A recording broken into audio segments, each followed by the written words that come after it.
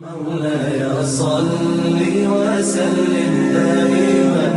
أبدا على حبيبك خير الخلق كلهم. الحمد للہ رب العالمین والصلاة والسلام علی رسولہ الامین وعلی آلہ وصحبہ اجمعین، اما بعد۔ حیات محمد صلی اللہ علیہ وسلم سلسلے کا آج 31واں پروگرام ہے اور میں ہوں آپ کا میزبان محمد کاشف شیخ۔ آج ہم فتح مکہ کے بعد کے حالات پر بات کریں گے کہ مکہ فتح ہوا اور اسلام کا ایک اہم مقصد اور ایک عظیم مقصد جو کہ خانہ کعبہ کو، اللہ تعالیٰ کے گھر کو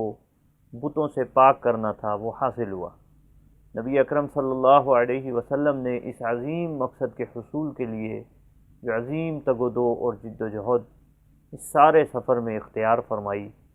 اس کی کوئی نظیر نہیں ملتی۔ اس اعتبار سے نبی اکرم صلی اللہ علیہ وسلم کی اس کوشش اور کاوش کو پوری اسلامی تاریخ میں نبی اکرم صلی اللہ علیہ وسلم کی سیرت طیبہ کی روشنی میں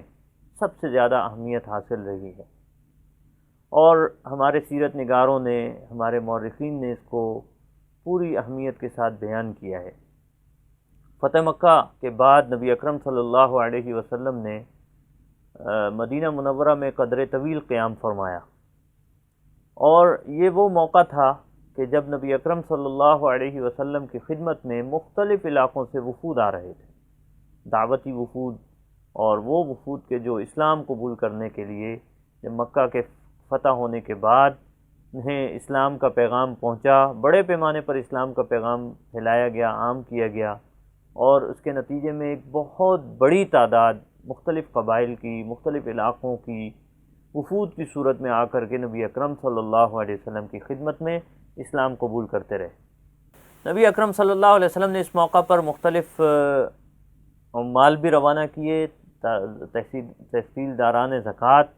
عمال زکوٰۃ جو ہے وہ روانہ فرمائے اور زکوٰۃ کی وصولی کا انتظام شروع فرما دیا۔ اور اسی موقع پر نبی اکرم صلی اللہ علیہ وسلم نے داعیان دین کو بھی مختلف علاقوں میں روانہ کیا۔ زکوٰۃ کی وصولی کا جو نظام نبی اکرم صلی اللہ علیہ وسلم نے تشکیل دیا، اس میں مختلف قبیلوں کی طرف زکوٰۃ کو وصول کرنے والے عمال روانہ کیے جاتے رہے۔ اسی طرح نبی اکرم صلی اللہ علیہ وسلم نے بحرین میں، نجران میں اور حضرموت میں، صنعاء میں، ان تمام علاقوں میں اور یہیں اس سے متصل مختلف علاقوں میں نبی اکرم صلی اللہ علیہ وسلم نے وفود روانہ فرمائے۔ یہ جو 4 علاقوں کا نام میں نے آپ کے سامنے لیا ہے، جہاں نبی اکرم صلی اللہ علیہ وسلم نے مختلف عمال کو روانہ کیا زکوٰۃ کی وصولی کے لیے، یہ دور دراز علاقے تھے۔ بحرین کا علاقہ دور دراز علاقہ تھا، اسی طرح نجران کا علاقہ جہاں عیسائی آباد تھے، اسی طرح حضرموت اور صنعاء کا علاقہ۔ تو یہ صنعاء کا علاقہ جو ہے وہ یمن کا حصہ ہے، حضرموت کا علاقہ شام کا حصہ ہے۔ میں بہت طویل مسافت ان دونوں علاقوں کے درمیان، لیکن اس سے اس چیز کا اندازہ ضرور لگایا جا سکتا ہے کہ اتنے بڑے رقبے پر اسلام فتح مکہ کے بعد پھیل چکا تھا، اور وہاں سے وفود آ رہے تھے۔ جو وفود آتے تھے وہ جب اسلام قبول کرتے تو نبی اکرم صلی اللہ علیہ وسلم ان کے لیے عمال زکوٰۃ کا تقرر فرماتے، جو وہاں جا کر کے ان کے قبیلے سے زکوٰۃ وصول کریں۔ اسی طرح سے جن علاقوں میں لوگوں نے اسلام قبول نہیں کیا تو ان سے معاہدے کیے جاتے تھے اور ان سے پھر زکوٰۃ کی وصولی، جزیہ کی وصولی کا اہتمام کیا جاتا تھا، کیونکہ زکوٰۃ تو صرف مسلمانوں سے وصول کی جاتی ہے، جبکہ غیر مسلم جو اسلامی ریاست کی حدود میں رہیں وہ جزیہ دے کر کے اسلامی ریاست سے امان حاصل کر سکتے تھے، اور اسلامی ریاست ان کی ذمہ داری لیتی۔ تو اس انداز سے آپ دیکھیے کہ نبی اکرم صلی اللہ علیہ وسلم نے فتح مکہ کے بعد جو ایک پھیلتی ہوئی ریاست تھی اور جو وسعت پذیر ریاست تھی، جس میں ہر آنے والے دن کے ساتھ ایک نیا علاقہ اس کی حدود میں شامل ہوتا تھا، نئے قبیلے اسلام کی حلقہ بگوش اسلام ہوتے تھے، اور مسلسل یہ سلسلہ جاری تھا اور اس میں تیزی آ رہی تھی۔ تو اس میں نبی اکرم صلی اللہ علیہ وسلم نے صرف اس پہلو کو ہی مد نظر نہیں رکھا کہ لوگ اسلام قبول کر لیں بس کافی ہے، بلکہ آپ صلی اللہ علیہ وسلم نے مدینہ منورہ کی کمان میں جو ریاست قائم ہوئی تھی اسلامی ریاست، اس کی توسیع کے ساتھ ساتھ اس کے استحکام کی بھی فکر کی. معاشی استحکام اس کا بہت حد تک پیش نظر تھا. پھر امن و امان کی صورتحال کو قائم رکھنا بھی اسلامی ریاست کی ذمہ داری تھی. نبی اکرم صلی اللہ علیہ وسلم ان میں سے کسی پہلو سے بھی غافل نہ رہے. اس لیے زکوٰۃ کی وصولی کا نظام، جزیہ کی وصولی کا نظام، یہ نبی اکرم صلی اللہ علیہ وسلم نے قائم ہی اس لیے فرمایا تاکہ اسلامی ریاست کا جو بیت المال ہے وہ مستحکم ہو، اور اس سے جو اسلامی ریاست کی جو رعایا ہے ان کی ضروریات پوری ہو سکیں، اور اس کے استحکام کے نتیجے میں جو مختلف علاقے جو اسلامی حدود کی اسلامی سلطنت کی حدود میں آ رہے ہیں، ان علاقوں کی جو ضروریات ہیں، وہاں پہ جو ڈیولپمنٹ کے کام ہیں، وہاں پہ جو ویلفیئر کے کام ہیں، ان کے لیے وسائل مہیا ہو سکتے ہیں. تو یہ کتنا اہم پہلو ہے جس پہ نبی اکرم صلی اللہ علیہ وسلم نے اس دور کے اندر توجہ رکھی. دعوت تو پھیل رہی تھی، نئے نئے لوگ حلق علاقے اور قبیلے اسلام کے دائرے میں آ رہے تھے، لیکن یہ کتنا اہم پہلو تھا کہ جیسے ہی کوئی اسلام میں داخل ہو گیا فوری طور پہ ان سے زکوٰۃ کی وصولی کا نظام بنا دیا گیا. جہاں انہیں نماز کی تلقین کی گئی، جہاں انہیں جو ہے وہ دیگر ارکان اسلام کی طرف متوجہ کیا گیا، وہیں ان سے زکوٰۃ کی وصولی کا باقاعدہ نظام بنایا گیا. یہ بہت اہم ہے. یعنی زکوٰۃ تو انفرادی طور پر مسلمان دیں، یہ بھی اپنی جگہ پر اہم ہے، ان پر فرض ہے، لیکن زکوٰۃ کی وصولی کا نظام بنانا، جیسے نماز کی ادائیگی کا نظام بنانا، زکوٰۃ کی وصولی کا نظام بنانا، روزے رکھنے کا اور روزوں پر عمل درآمد کرنے کا نظام بنانا، یہ مسلمانوں کی بنیادی ذمہ داری ہے، اسلامی ریاست کے سربراہوں کی بنیادی ذمہ داری ہے. یعنی اسلامی ریاست صرف اس چیز کو یقینی نہیں بناتی کہ وہاں لوگ جو ہیں وہ اسلام کے ارکان پر عمل کر سکیں آسانی کے ساتھ، بلکہ اسلامی ریاست اور اس کے سربراہوں کی یہ ذمہ داری ایک اضافی ذمہ داری ہوتی ہے کہ وہ اس کا پورا اہتمام کریں گے کہ اسلامی ریاست کی حدود کے اندر جتنی مسلم رعایا بستی ہے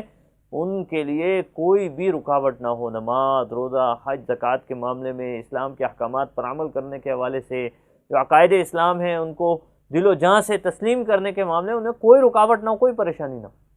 آج ہم اگر اپنی ریاستوں کا جائزہ لیں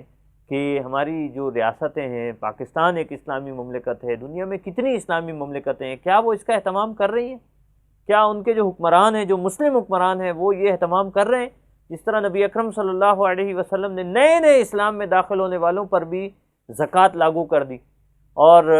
ان کے سے بھی زکوٰۃ وصولی کا نظام بنا دیا. اسی طرح امن و امان کے حوالے سے نبی اکرم صلی اللہ علیہ وسلم نے غیر معمولی اقدامات کیے، اور آپ صلی اللہ علیہ وسلم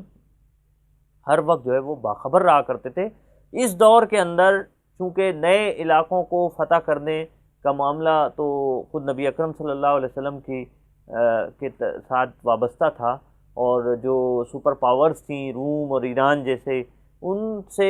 مٹبھیڑ کا معاملہ تو نبی اکرم صلی اللہ علیہ وسلم کے دست مبارک میں تھا. لیکن اللہ کے رسول صلی اللہ علیہ وسلم نے اس موقع پر کچھ سرایا روانہ فرمایا، یعنی جو سریہ کی جمع ہے سرایا، وہ قافلے کے جس میں خود نبی اکرم صلی اللہ علیہ وسلم نہ گئے ہوں لیکن آپ صلی اللہ علیہ وسلم نے انہیں روانہ فرمایا ہو. تو ان میں بیشتر ایسے ہیں، یعنی عمال کی روانگی الگ جو زکوٰۃ کی وصولی کا اہتمام کر رہے ہیں یا مختلف علاقوں میں جا کر کے اسلام کے احکامات سکھانے کی کوشش کر رہے ہیں، اسلام کے احکامات کے مطابق وہاں کیسے نظام کو چلانا ہے، انتظامی معاملات کیسے دیکھے جائیں،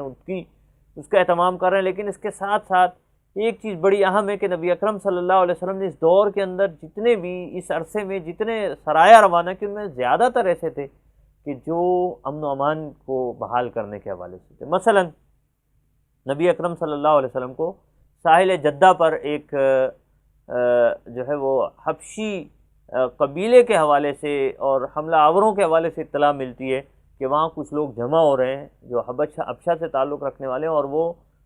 مدینہ منورہ پر حملے کی منصوبہ بندی کر رہے ہیں یا حجاز کے اوپر حملہ کی منصوبہ بندی کر رہے ہیں. تو نبی اکرم صلی اللہ علیہ وسلم نے اس چیز کا انتظار نہیں کیا کہ وہ حملہ آور ہو جائیں تو اس کے بعد ان کا مقابلہ کیا، اب پیشگی اقدام فرمایا. حضرت علقمہ رضی اللہ تعالیٰ عنہ کو 300 افراد کے ہمراہ روانہ فرمایا اور انہیں یہ حکم دیا گیا کہ وہ جا کر کے ان کی سرکوبی کریں. حضرت علقمہ رضی اللہ تعالیٰ عنہ وہاں گئے اور انہوں نے جا کر کے ان کو وہاں سے بھگایا اور وہاں سے اس علاقے کو کلیئر کیا. تو اب اس سے اندازہ لگایا جا سکتا ہے کہ امن و امان کی صورتحال پہ کنٹرول پانے کے لیے، اس کو قابو کرنے کے لیے بھی نبی اکرم صلی اللہ علیہ وسلم براہ راست مختلف مہمات روانہ فرما رہے ہیں اور مختلف سرایہ روانہ فرما رہے ہیں، جس طرح میں نے آپ کے سامنے اس حضرت علقمہ رضی اللہ تعالیٰ عنہ کے حوالے سے ذکر کیا کہ آپ صلی اللہ علیہ وسلم نے ان کے کمان میں 300 افراد کا ایک دستہ روانہ فرمایا تھا، جس نے ساحل جدہ کے علاقے کے اندر امن و امان کی صورتحال کو بہتر بنانے کے لیے کوشش کی۔ یہی ہم دیکھتے ہیں کہ جو مختلف علاقوں کے اندر بت موجود تھے، فتح مکہ کے بعد زیادہ تر وہاں علاقوں کے جو بت تھے ان کو ڈھا دیا گیا تھا، اور ان کو گرانے کے لیے نبی اکرم صلی اللہ علیہ وسلم نے مختلف دستے روانہ فرمائے تھے۔ لیکن ابھی بھی آپ صلی اللہ علیہ وسلم کے علم میں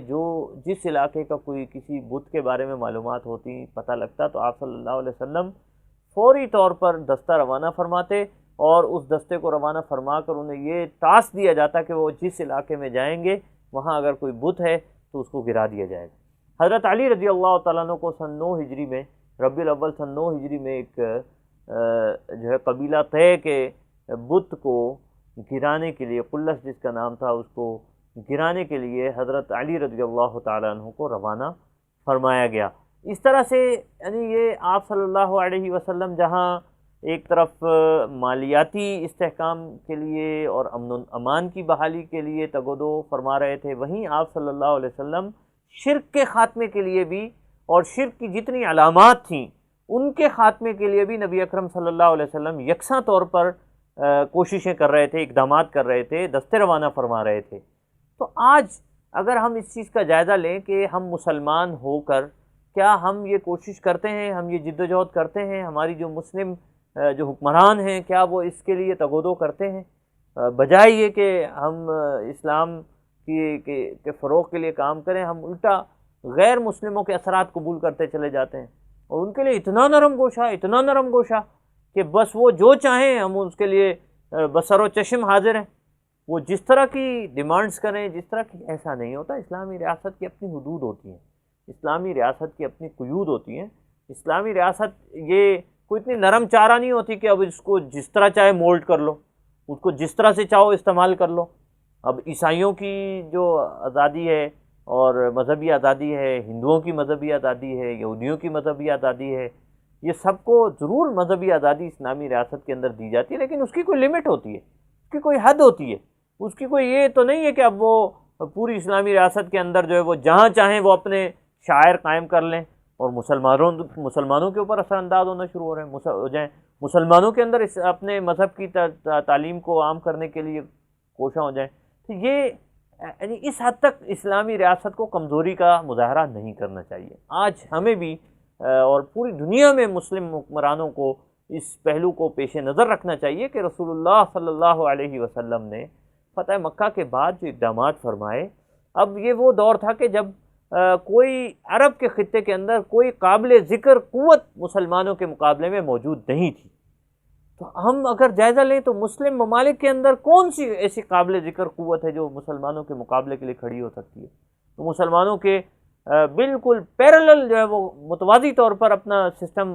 پیش کر سکتی ہے، دینی اور مذہبی اعتبار سے اور عقائد کے اعتبار سے۔ کیوں ہم اس کے لیے راہ ہموار کرتے ہیں؟ ہم کیوں خود اس کے لیے جو ہے نرمی دکھاتے ہیں اور ہم خود اس کے لیے جو ہے وہ ہم لوگوں کو راستہ دکھاتے ہیں؟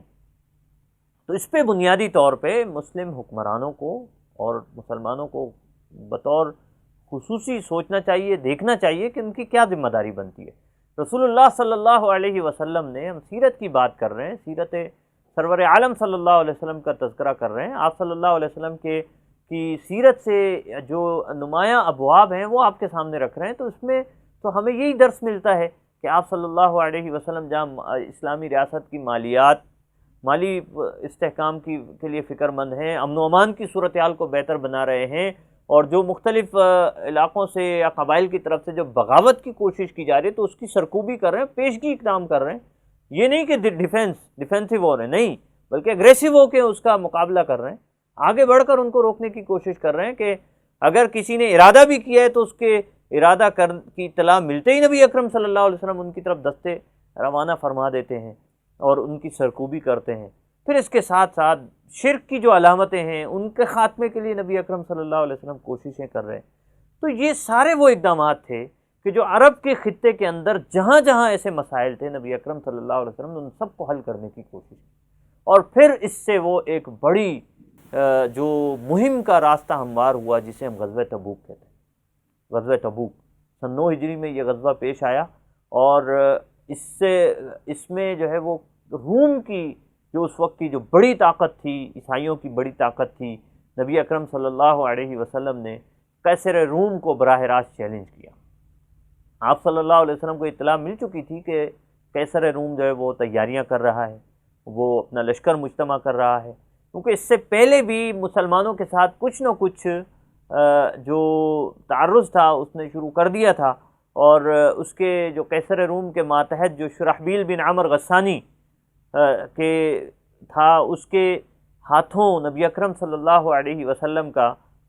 کے سفیر جو تھے حضرت حارث بن عمیر ازدی رضی اللہ تعالیٰ عنہ، وہ شہید کر دیے گئے تھے، قتل کر دیے گئے تھے، اور اس سے روم کے ساتھ رومن امپائر کے ساتھ ایک طرح سے چھیڑ چھاڑ کا سلسلہ شروع ہو گیا تھا، اور پھر یہ معاملہ آگے بڑھا، اور اس جو نمائندے کو نبی اکرم صلی اللہ علیہ وسلم کے بھجوائے ہوئے نمائندے کو جو انہوں نے شہید کر دیا تھا، یہ حضرت حارث بن عمیر ازدی رضی اللہ تعالیٰ عنہ، جو کہ بصرہ کے حکمران کے پاس نبی اکرم صلی اللہ علیہ وسلم کا پیغام لے کر گئے تھے، اور پھر نبی اکرم صلی اللہ علیہ وسلم نے زید بن حارثہ رضی اللہ تعالیٰ عنہ کی سرکردگی میں ایک لشکر روانہ فرمایا تھا، جس نے موتا کے مقام پر اس کوئی 1 لاکھ کی فوج کے ساتھ جو قیصر روم کی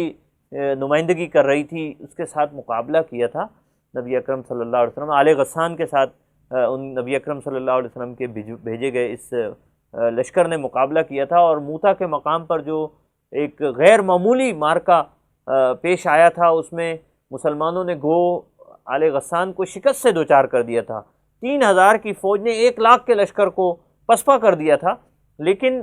وہ پوری طرح سے رومن امپائر کے جو علاقے ماتحت علاقے تھے ان کے اندر مسلمان تعداد میں چونکہ تھوڑے تھے، تو ان کے لیے یہ ممکن نہیں تھا کہ وہ ایک وسیع علاقے کے اندر اپنے اثرات کو پھیلا سکتے، وہ واپس آ گئے تھے۔ اس کے بعد سے رومن امپائر کو یہ میسیج مل گیا تھا، اور قیصر روم اس کی تیاری کر رہا تھا، اور 1 سال بعد غزوہ موتا کے 1 سال بعد اس نے ایک بڑا لشکر تیار کر لیا، اور اس نے جو ہے وہ اس موقع پر سارے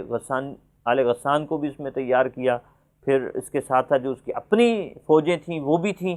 تو ایک بہت بڑے لشکر کی اطلاع، یعنی موتا کے مقام پر تو 1 لاکھ کا لشکر تھا، لیکن اس موقع پہ کہا جاتا ہے کہ کوئی 3 لاکھ کے قریب اس نے فوج تیار کر رکھی تھی اپنے زیر کمان، اور اس کے ذریعے سے وہ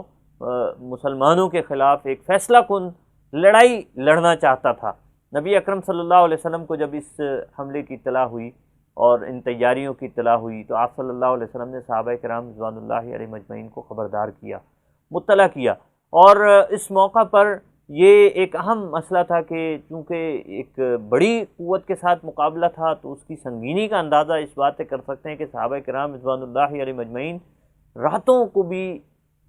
پہرے دیتے تھے، اور اس بات کا ڈر ہر وقت انہیں لگا رہتا تھا کہ کب جو ہے وہ آل غسان اور جو رومیوں کا جو حملہ ہے وہ اچانک کہیں جو ہے وہ ہم پر حملہ آور نہ ہو جائیں۔ نبی اکرم صلی اللہ علیہ وسلم ایک طرف اس غزوہ کی تیاری کی طرف متوجہ فرما رہے تھے، اندر ہی اندر جو منافقین تھے وہ اپنی سازشیں کر رہے تھے، وہ مسلمانوں کو خوفزدہ کرنے کی کوشش کر رہے تھے۔ یہ وہ زمانہ تھا، غزوہ تبوک کا جو زمانہ ہے، کہ سخت گرمی کا موسم تھا، اور فصلیں تیار تھیں، قحط سالی تنگ دستی میں مسلمان مبتلا تھے، اور جو ہے وہ پھل پک چکے تھے، فصلیں تیار تھیں، کٹائی کا وقت قریب تھا، اور مالی طور پہ مشکل وقت تھا، اور اس لیے سواریاں بہت کم تھیں، لیکن اس کے اور مسافت بھی بہت دور تھی روم، لیکن اس کے باوجود نبی اکرم صلی اللہ علیہ وسلم نے صاف طور پر اعلان کر کے، اور پہلے اس طرح نہیں ہوتا تھا کہ جس طرف رخ کرنا ہو تو اس کا پہلے سے بتایا جائے تاکہ دشمن کے علم میں نہ آئے، لیکن یہ واحد موقع ہے کہ نبی اکرم صلی اللہ علیہ وسلم نے پیشگی طور پر مطلع فرمایا تھا صحابہ کرام رضوان اللہ علیہم اجمعین کو کہ اس غزوہ کی تیاری کرنی ہے، اور پھر اس کی تیاریاں مالی طور پر دیکھیے کتنی زبردست تیاریاں جاری تھیں۔ حضرت عثمان بن عفان رضی اللہ تعالیٰ عنہ نے ایک قافلہ تجارت کا تیار کر رکھا تھا، اور شام کی طرف تجارت کے لیے، تو 200 اونٹ اس کے اندر تھے موجود. وہ انہوں نے پورے کے پورے نبی اکرم صلی اللہ علیہ وسلم کی خدمت میں پیش کر دیے. 1000 دینار، جس کا یعنی جس کو اگر ہم اس کی سونے کے چونکہ سکے ہوا کرتے تھے، تو یہ تقریباً 5.5 کلو سونے کے برابر یہ سکے تھے جو حضرت عثمان بن عفان رضی اللہ تعالیٰ عنہ نے نبی اکرم صلی اللہ علیہ وسلم کی خدمت میں پیش کیے. حضرت عبد الرحمن بن عوف رضی اللہ تعالیٰ عنہ نے 200 اوقیہ جو تقریباً 29.5 کلو چاندی بنتی ہے، وہ انہوں نے نبی اکرم صلی اللہ علیہ وسلم کی خدمت میں پیش کی. حضرت ابو بکر صدیق رضی اللہ تعالیٰ عنہ اپنے گھر کا سارا ہی سامان لے کر آ گئے، کوئی 4000 درہم کی مالیت کا وہ سامان تھا. حضرت عمر رضی اللہ تعالیٰ عنہ نے اپنے گھر کا آدھا سامان اللہ کی راہ میں پیش کیا، اور جس کے لیے جتنا ممکن تھا، جو جتنا کر سکتا تھا، انہوں نے اپنے اللہ کے راستے میں، حتیٰ کہ کچھ صحابہ وہ تھے کہ جن رات بھر مزدوری کر کے، اور جتنی ان کو کھجوریں ملی کسی باغ کے اندر محنت مزدوری کر کے، جو اس کی محنت کے صلے کے طور پر جو کھجوریں ملی، آدھی گھر پہ پہنچا دیں اور آدھی جو ہے وہ وہاں پہ نبی اکرم صلی اللہ علیہ وسلم کی خدمت میں پیش کر دیں. تو یہ سب تیاری جو ہے وہ غزوہ تبوک کے لیے چل رہی تھی. اور نبی اکرم صلی اللہ علیہ وسلم نے اس موقع پر، جبکہ مسلمان مضبوط ہو چکے تھے، اور فتح مکہ کے موقع پر 10,000 مسلمان نبی اکرم صلی اللہ علیہ وسلم کے ہمراہ روانہ ہوئے تھے مدینہ منورہ سے، لیکن اس موقع پر آپ دیکھیے کہ اللہ تعالیٰ کی نصرت، اس کی تائید کے 30,000 کا لشکر تھا. 30,000 کا لشکر جو ہے وہ نبی اکرم صلی اللہ علیہ وسلم کے ساتھ روانہ ہوا. اور اس میں صورتحال یہ تھی کہ 18 آدمیوں کے لیے ایک اونٹ تھا سواری کے لیے، باری باری لوگ اس پہ سوار ہوتے تھے. تو مالی طور پہ صورتحال جو بھی تھی، لیکن جذبے اور حوصلے جواں تھے، عزم توانا تھا. نبی اکرم صلی اللہ علیہ وسلم کی قیادت کے اندر نکلے تھے، اور آپ صلی اللہ علیہ وسلم نکلے، اور نکل کر تبوک کے میدان کے اندر جا کر لنگر انداز ہوئے. لیکن جو رومی تھے وہ لاکھوں کی تعداد میں ہونے کے باوجود مقابلے پہ آنے کے لیے ان کی ہمت نہ ہوئی، وہ مقابلے پہ نہیں آئے. اور بہرحال نبی اکرم صلی اللہ علیہ وسلم نے وہاں جا کر کے وہاں کے مختلف قبائل تک اسلام کی دعوت پہنچائی، اور جو رومیوں کے ماتحت مختلف جو حکمران تھے، اس میں ایلا اور جربا اور ازرح کے جو حاکم تھے، ان کے ساتھ صلح ہوئی، اور وہ جزیہ دینے کے اوپر جو ہے وہ آمادہ ہوئے. تو اس طرح سے نبی اکرم صلی اللہ علیہ وسلم کو اللہ تبارک و تعالیٰ نے تبوک کے موقع پر رومیوں کے روب میں آ جانے کی وجہ سے اور مقابلے پر نہ آنے کی وجہ سے بغیر جنگ کے اللہ تعالیٰ نے فتح عطا فرما دی، اور پھر آپ صلی اللہ علیہ وسلم وہاں سے پلٹے. تو یہ ایک عظیم فتح تھی جو تبوک کے مارکے میں اللہ تبارک و تعالیٰ نے مسلمانوں کو عطا فرمائی. اس سے پوری دنیا کے اندر مسلمانوں کی جو دھاک بیٹھی، اور جس بڑے پیمانے پر اس کے بعد اسلام کے ساتھ مختلف مذاہب کے ماننے والوں کا قرب ہوا، اس کا تذکرہ انشاءاللہ ہم اگلی گفتگو میں کریں گے. اور یہ ہم سب کے لیے اس میں یہی پہلو اور اہم سبق ہے کہ اسلام جو ہے وہ اللہ تعالیٰ کی مدد سے اور نصرت سے بہت تیزی کے ساتھ پھیلا. لیکن اس میں مسلمانوں نے جو محنت کی، صحابہ کرام رضوان اللہ علیہم اجمعین نے، نبی اکرم صلی اللہ علیہ وسلم کی قیادت نے جو محنت کی، اس کی کوئی مثال نہیں ملتی. اللہ تعالیٰ سے دعا ہے کہ اللہ تعالیٰ ہمیں اس درس کو عملی طور پر اپنانے کی توفیق عطا فرمائے. وآخر دعوانا ان الحمد للہ رب العالمین. مولاي صل وسلم دائما أبدا